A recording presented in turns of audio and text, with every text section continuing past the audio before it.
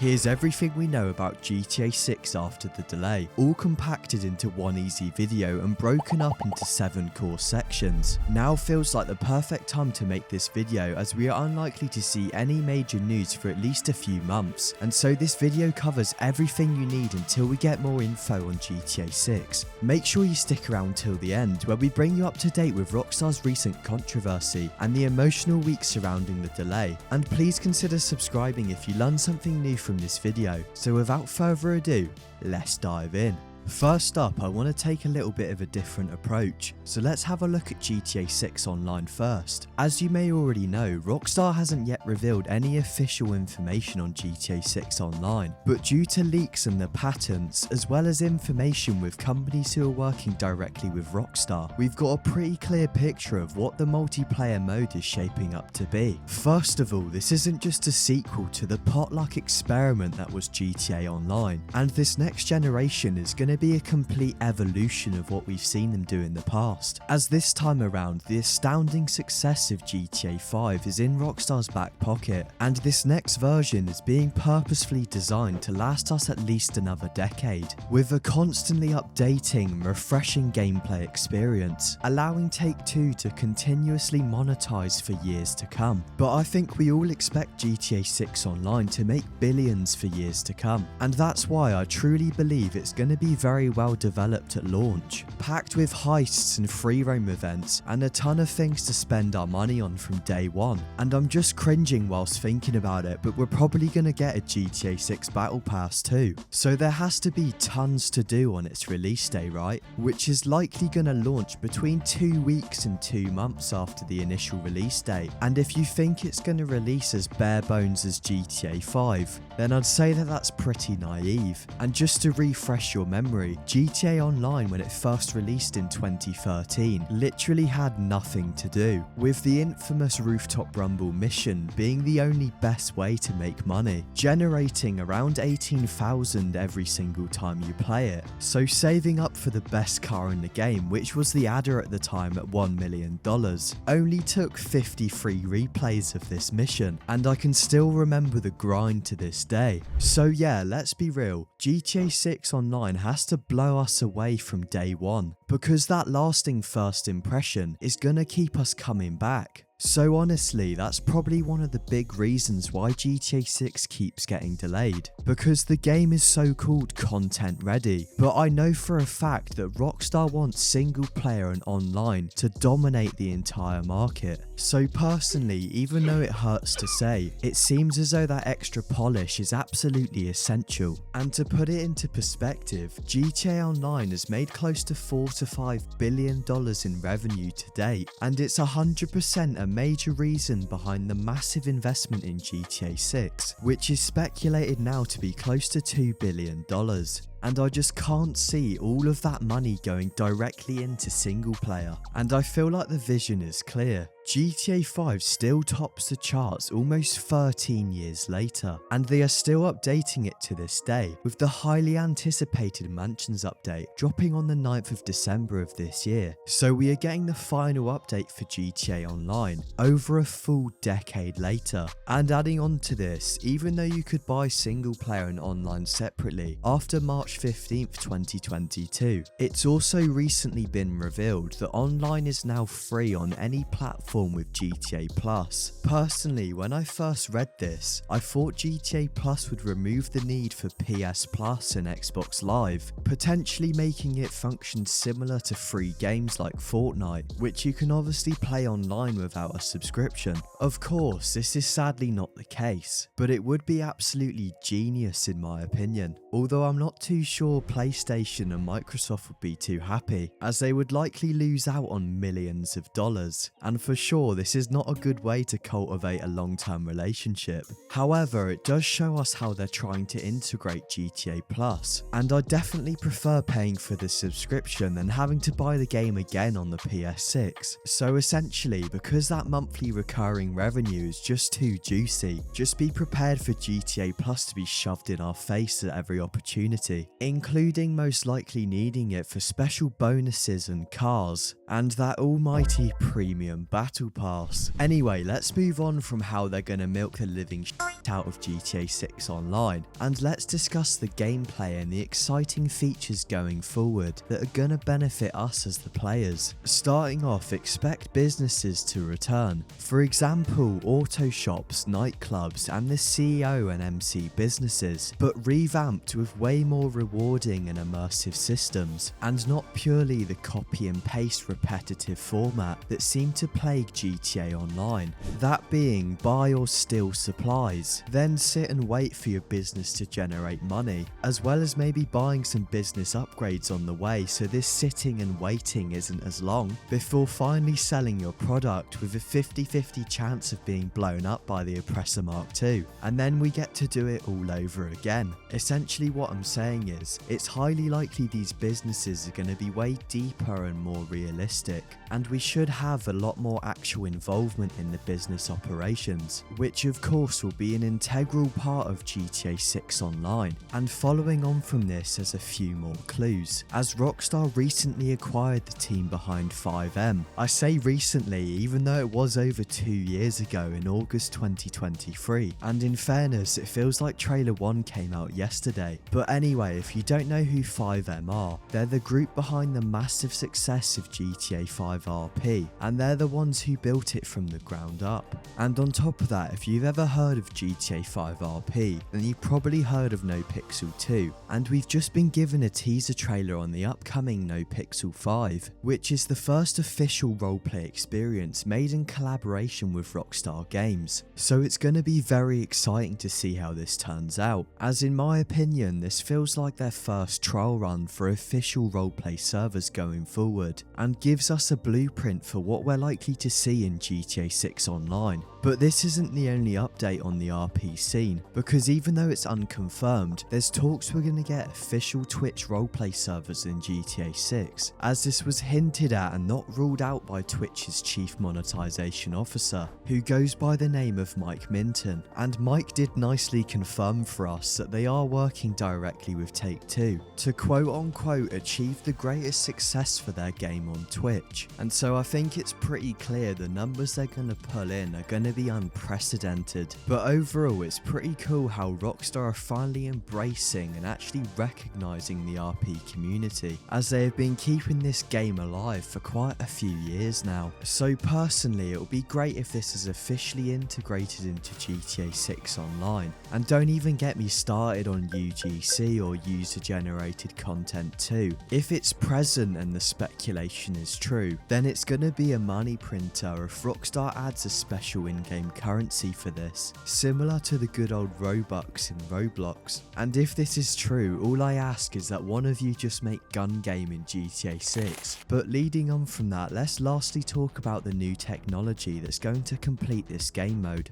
Obviously, we're all expecting GTA 6 Online to be bigger and better than before, but how is this actually implemented in practice, and how could we actually achieve up to 100 players in GTA 6? And this US patent 11794114B2 could be the answer. Basically, after reading through all the legal waffle, the idea is to split Leonidas into regional segments, with each segment or section of the map acting as its own sort of micro session, and then all of these smaller lobbies would combine together to give us that desired 100 player lobby. But how the GTA 6 map is managed is currently undecided, but I feel like it would be quite logical to split it into each of the 6 major locations. And so how it would work is that when these players move between these different hotspot locations, then technically behind closed doors they would be changing sessions every single time, and supposedly in practice this transition is supposed to be seamless and almost unnoticeable.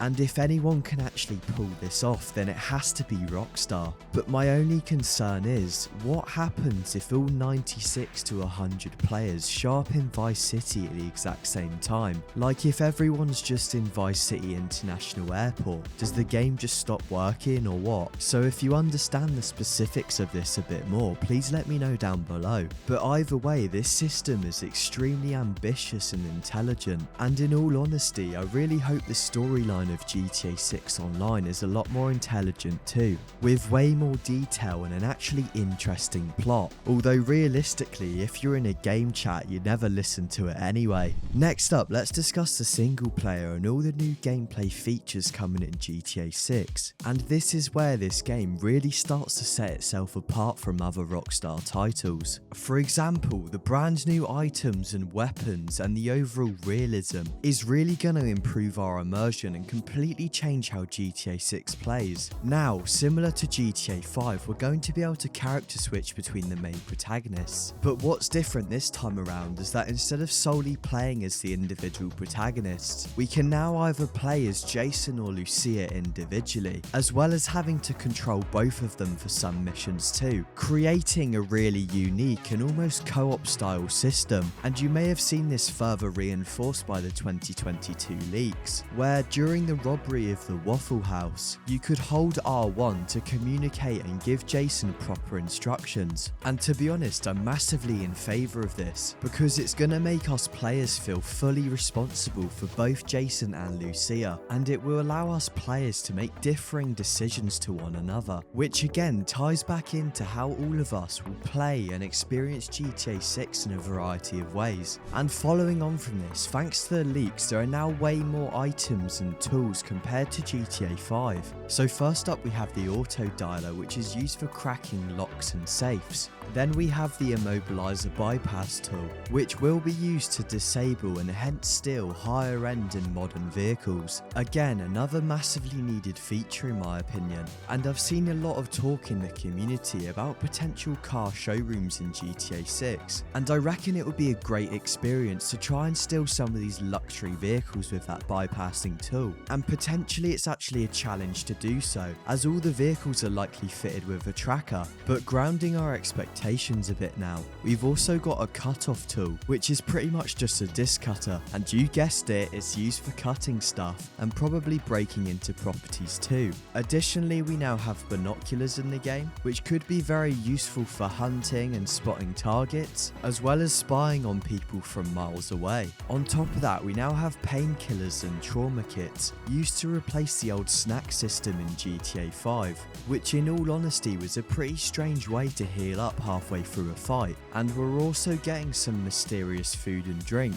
apparently used as recovery items too. And it's most likely just an additional way to replenish health, and maybe your stamina bar if that's in the game, although I'm not too keen on that being in GTA 6. Adding on to this, we have another useful tool, which is a USB drive, clearly used for storing porn, and it implies how hacking is going to be a major part of the game, linking into Lucia's hacking role in the dynamic duo. Next up we have another interesting item, which is the tracker jammer, which is supposedly used to prevent GPS tracking and potentially help you escape the police, or maybe, and just maybe, if combined with the immobilizer from earlier, it could assist you in the theft of luxury vehicles. And although I've gone on a bit of a tangent with all of that speculation, I feel like Rockstar has to develop this side of the game. It is Grand Theft Auto after all. And on that topic we also have Slim Jims, which is yet another tool for unlocking vehicles, and this is for older vehicles only. However, next we have a set of very interesting items that we've not seen used before in past GTA titles,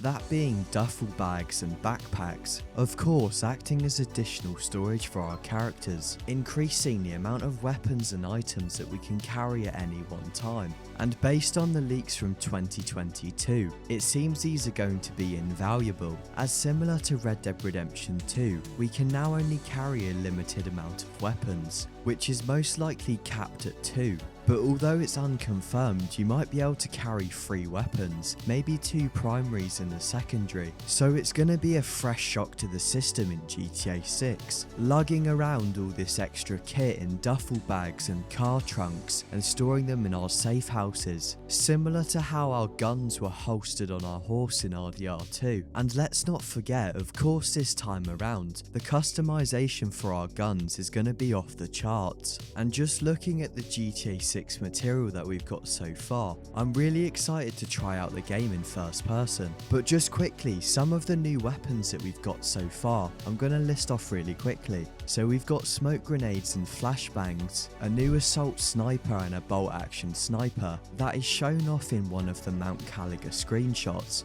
Also, we have what I believe to be is an M14 present in this Grass Rivers screenshot, along with that assault sniper on the left. And last off, we also have pool cues, which of course were a weapon in GTA 5, but it seems as though we're actually going to be able to use them properly this time around, and probably crack some skulls too. But finally we have spear guns, so the hunting in GTA 6 is going to be super detailed, not just on land but also in the sea. But it will also be quite funny to shoot someone in the pub with a spear gun. And even though this list seems quite extensive, we're still not done yet. This isn't everything we know video. But before we dive back into the new gameplay features, make sure you subscribe if you're enjoying the video so far. And on top of that, you'll be entered into a giveaway to win a copy of GTA 6 when the pre-orders actually finally come out.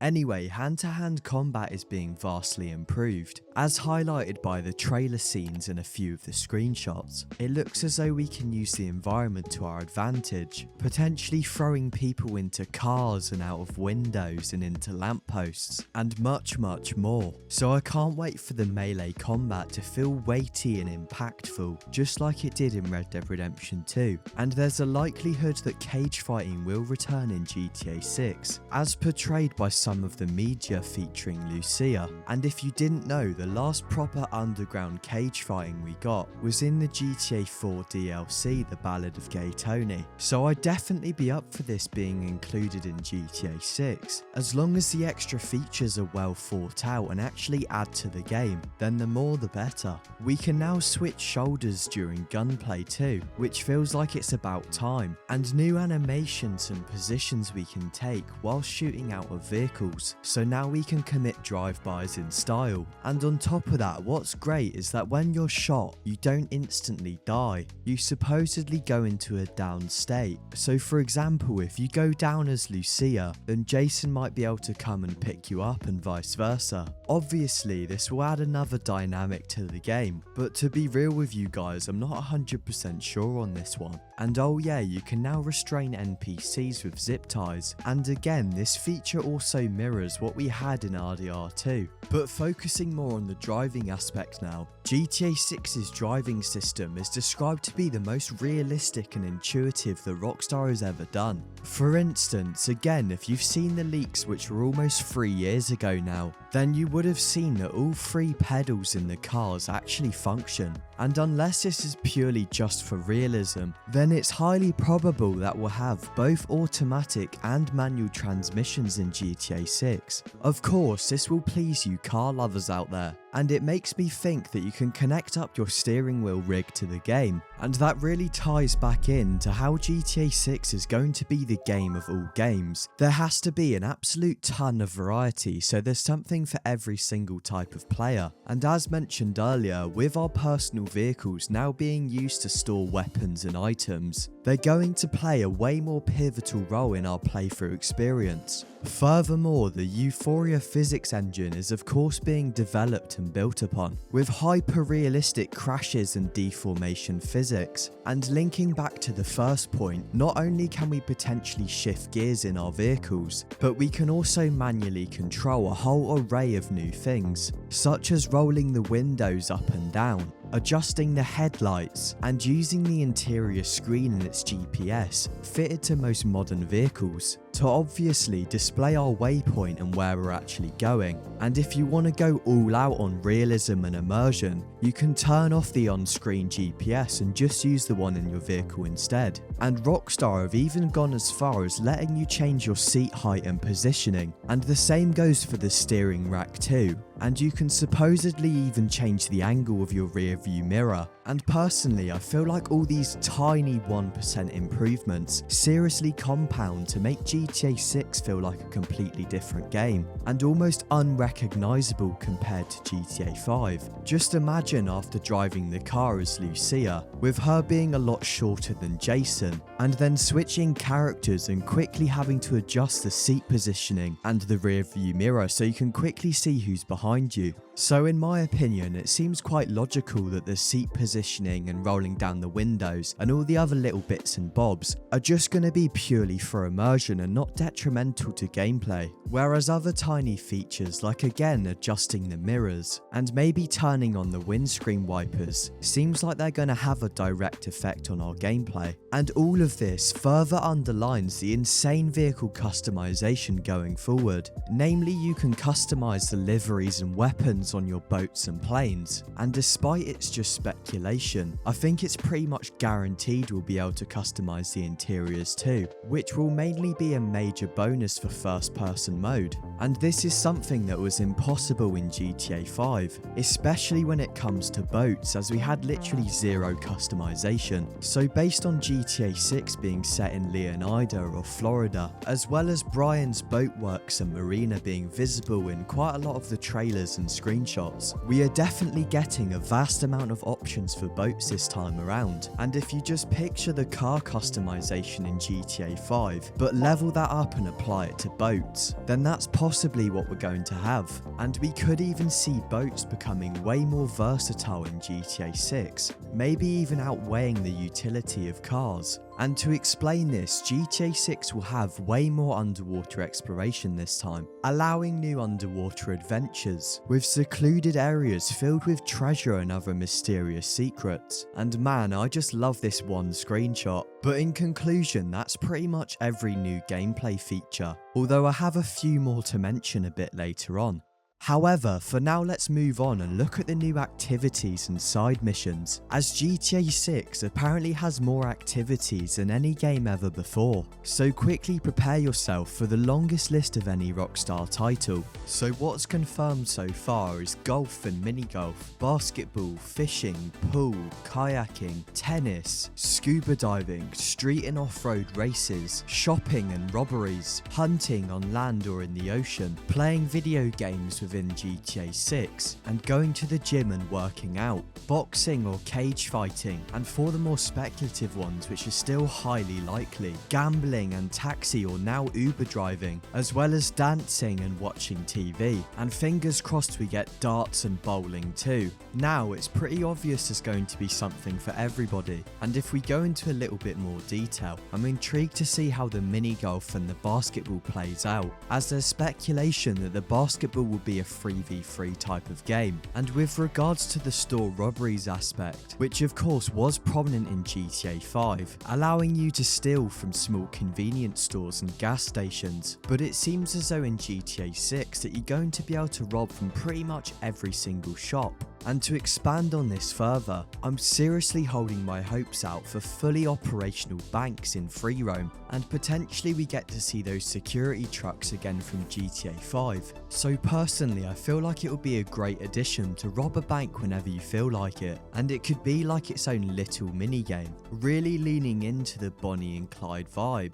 And in my opinion, the returning weight mechanics from GTA San Andreas is going to be a pretty interesting feature. So as Lucia or Jason, our weight and appearance will change based on how we play the game. So if we don't go to the gym or work out, we may gain weight or become sluggish. And obviously this works both ways, so it's more or less just another way to customize our characters, and it's going to be pretty funny to see how people experiment with this in GTA Online. But enough of that, let's move on to the juicy stuff, the new NPCs and the uses of the GTA 6 AI, which of course is just like everything we've discussed so far. It's Rockstar's biggest technical leap yet, and it's influencing the world and the environment in a few crucial ways. For starters, thanks to some of Take-Two's new patents, NPCs will now use real-time decision making, and their behaviour and the way they act will be affected by lots of different factors. For example, with their mood, are they happy, sad or angry? Are they in a rush to be home before dark, or have they got all day? Is it raining or extremely windy? Or is the sun shining so it's time to get the board shorts out? All of these factors and the overall context will be combined to give the NPC animations and interactions, and it will have a big impact on how they complete simple tasks. And to illustrate this with an example, Rockstar will program the NPCs with a few animations, Maybe they're programmed to have a bad knee and that'll be clearly visible based on how they walk. And if there's a specific animation for how they act in the rain, for instance by covering their head or getting out an umbrella, or even just putting the hood up on their jacket, then the system is then smart enough to seamlessly combine these animations together, allowing the AI to produce a brand new animation by itself, which in this case would be a lady with a bad knee walking in the rain. And what's more, just like RDR2,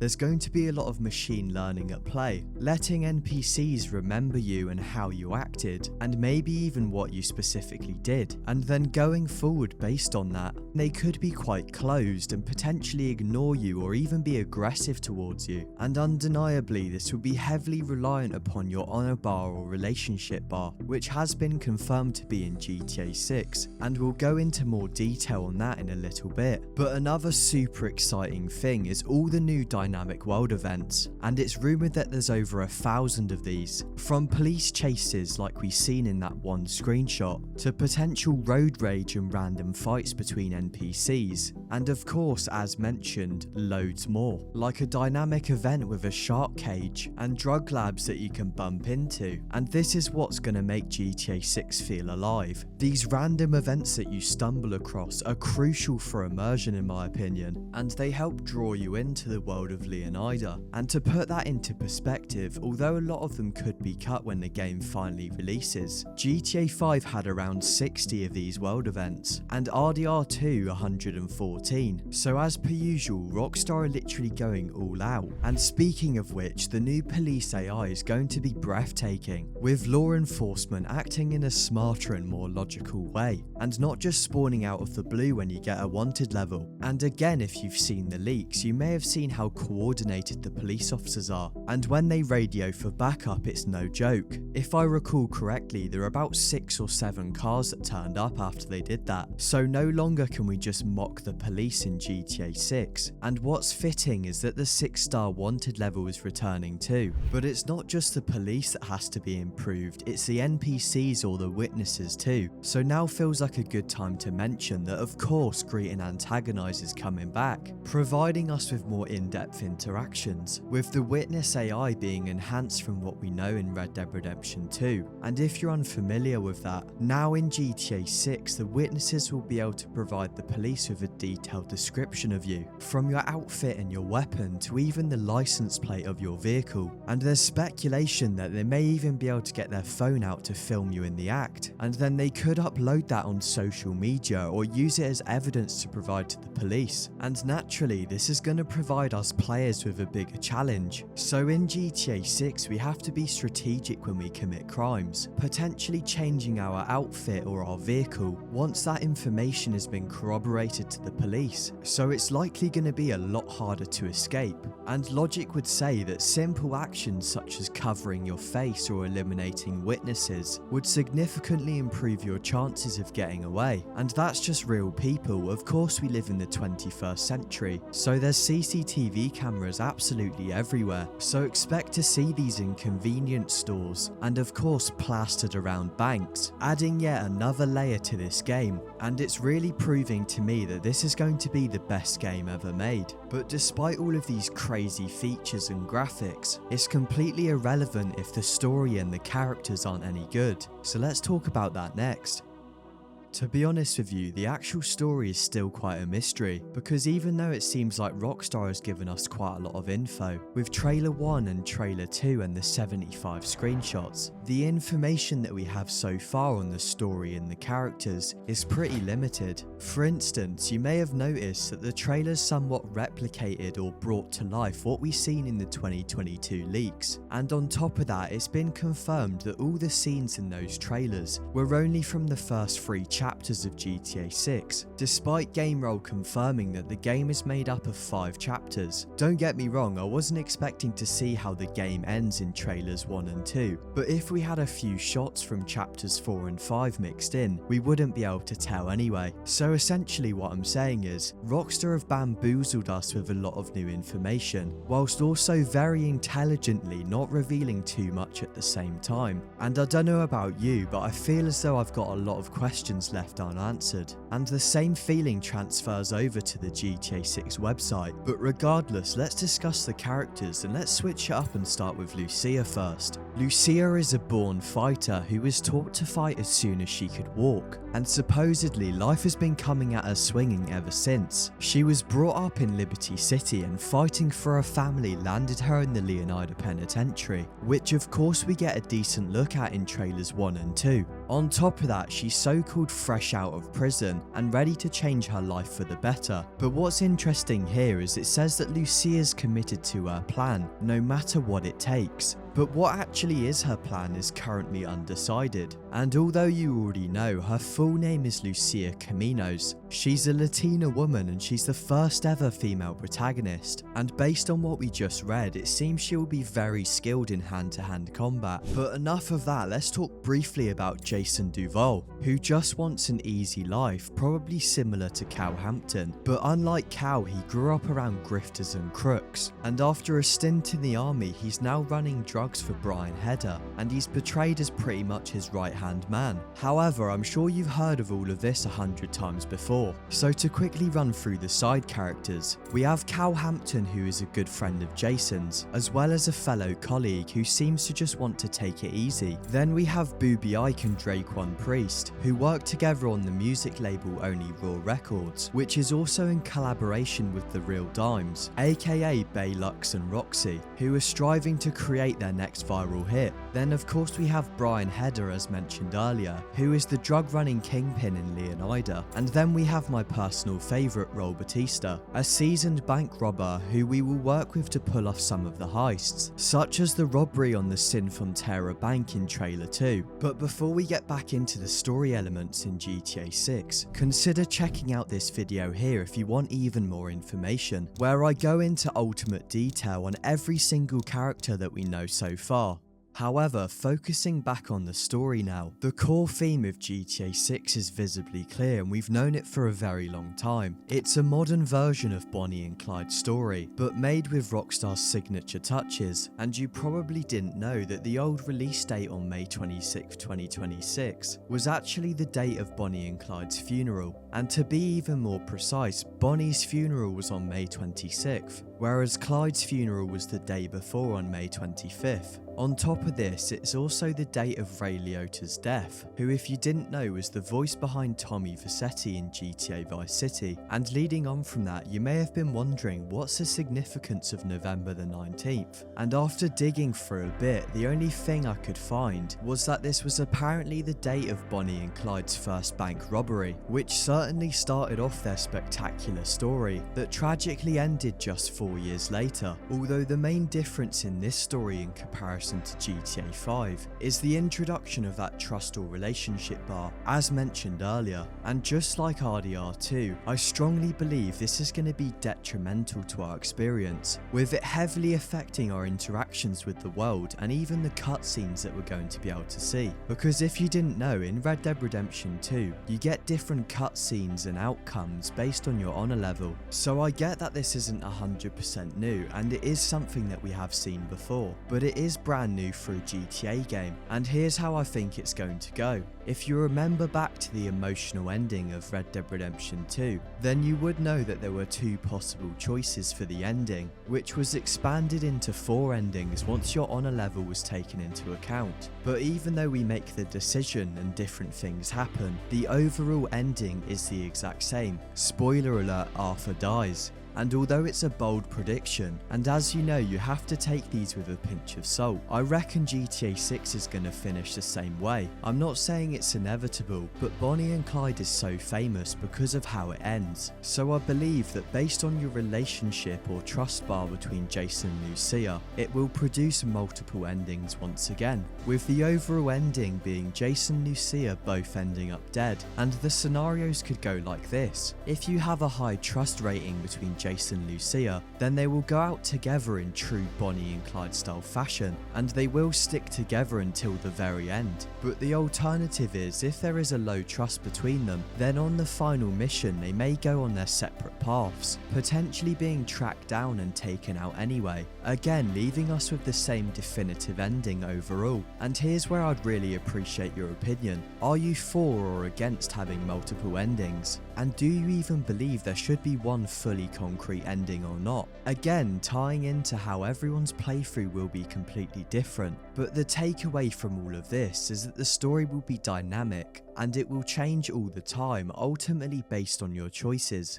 Let's move on now to one of the most hyper speculated portions of the game, that being the GTA 6 map. And we have 6 major locations of interest: Vice City, Port Gellhorn, Ambrosia, the Grass Rivers, Mount Caliga, and the Leonida Keys. And all of these possess a totally different vibe. And in my opinion, it's hard to choose which one will be my favourite. Anyhow, the GTA 6 map is roughly 1.5 to 2.5 times bigger than GTA 5. And this is mostly based on the leaks and the material we've got so far, as well as the amazing mapping community, who have actually just released a brand new updated map, which is titled Yanis V9. And if you didn't know, Yanis is a prominent mapper in the community. In general, this map is for the most part completely speculative, which is highlighted by the bits in red, but everything that's in grey is so-called confirmed, and that's all been mapped out from the screenshots and the trailer scenes, as well as what's located there in real life. So it's a very interesting challenge and project to say the least. We also have rumours of up to 700 enterable interiors, again thanks to GameRoll, but please take this with a pinch of salt. But if this proves to be true, then there's going to be countless places to visit in GTA 6, from restaurants and hotels to gyms, clubs, apartments, and even fully fledged shopping malls. And to transport us to and from these hotspots, we've also got the fully functional Vice City Metro,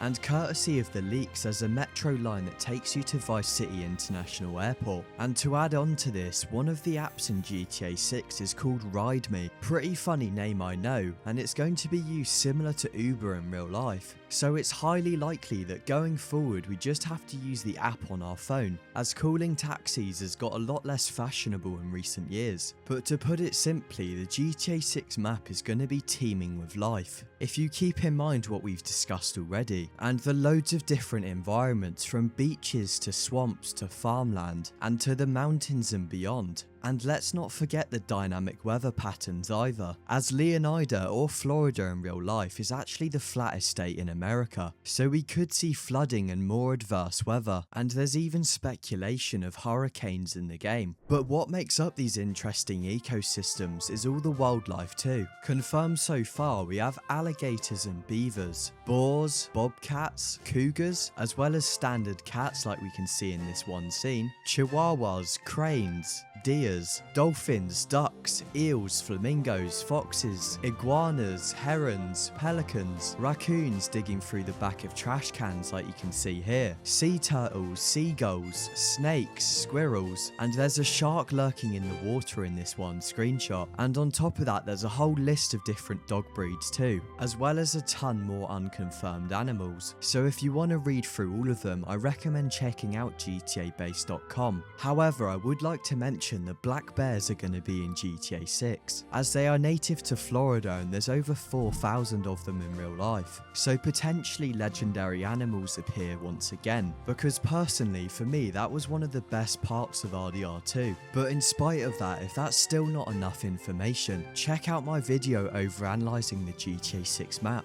where I spent a few too many hours piecing everything together.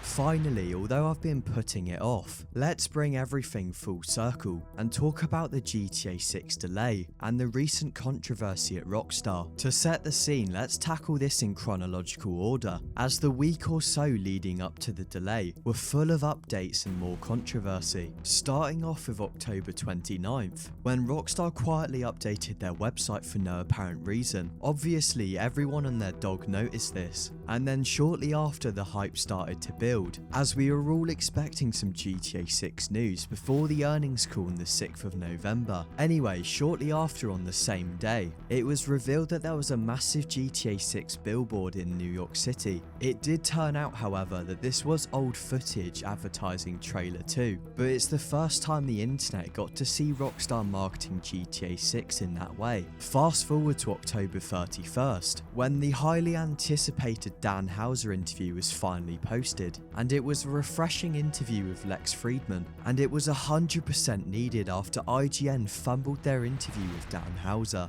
as well as them disappointingly only getting him on for about 20 minutes. Regardless, of course this was in the works for a long time and it was completely coincidental, but because it dropped the same week we were expecting GTA 6 news, it just built a ton of hype. And this was just reinforced by Dan Houser openly talking about GTA 6, and of course his brilliant contribution to Rockstar Games. But all of this was swiftly put on the back burner on the same day, due to breaking news. Take-Two and Rockstar had just been accused of union busting after firing more than 34 employees, and it appeared as though every single one of them was a union member. And to make matters worse, allegedly a week prior, the union, which is the IWGB, also known as the Independent Workers' Union of Great Britain, supposedly reached around 200 members, taking them above the 10% threshold, which is required to seek recognition and begin engaging in collective bargaining. Sometime later, Rockstar disputed these claims, saying that all of the employees were sacked for gross misconduct and for no other reason, and they also stated that they shared confidential information on a public forum, which according to the union members was just a private Discord server that solely contained Rockstar employees, as well as union officials.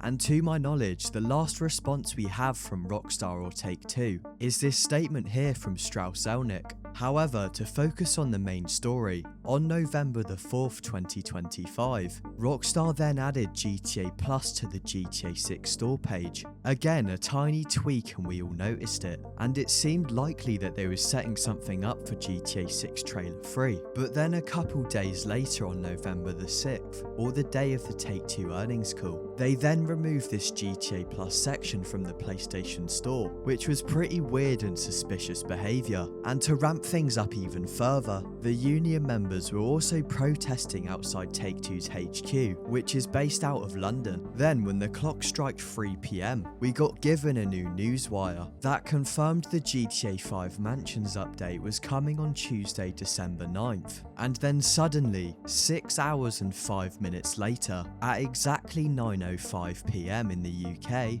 or rather 25 minutes before the earnings call, we got hit with that devastating news. GTA 6 has just been delayed to November 19th, 2026, which obviously is not what we were hoping for. And before I forget, I just want to say that my heart goes out to every single one of those 34 employees, and I thought you might be interested to see this snippet from the People Make Games channel, as they personally interviewed some of these Rockstar employees regarding this particular issue and their overall experience and treatment.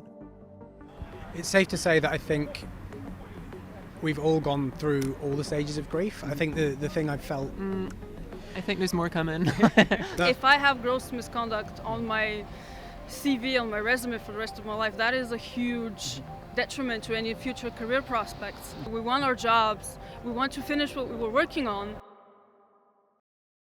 But yeah, it's very unfortunate, and despite what people have been saying, the firings of these 34 employees actually had nothing to do with the delay, because logic would say that Rockstar knew of the delay months in advance, and they definitely had this second date in their back pocket if needed. So even though a lot of these firings were veteran employees, with some even in lead roles, it still didn't at all affect the delay of GTA 6, as much as everybody wants to appoint a scapegoat. Following on from this, let's lighten the mood a bit, as Tom Henderson, who's the boss of Insider Gaming, has claimed that GTA 6 is supposedly content complete, so this game is seriously unlikely to be getting delayed again. So the 6-month delay actually is for extra polish, because we know it and Rockstar knows it. This game has to be absolutely perfect when it finally releases. However, the thought I can't get out of my head is that the delay is driven by pure greed and just purely to capitalize on those holiday sales. So let me know what you think. Is it greed or polish, or maybe even a bit of both? If you made it this far, you're a legend, and we'll see you in the next one.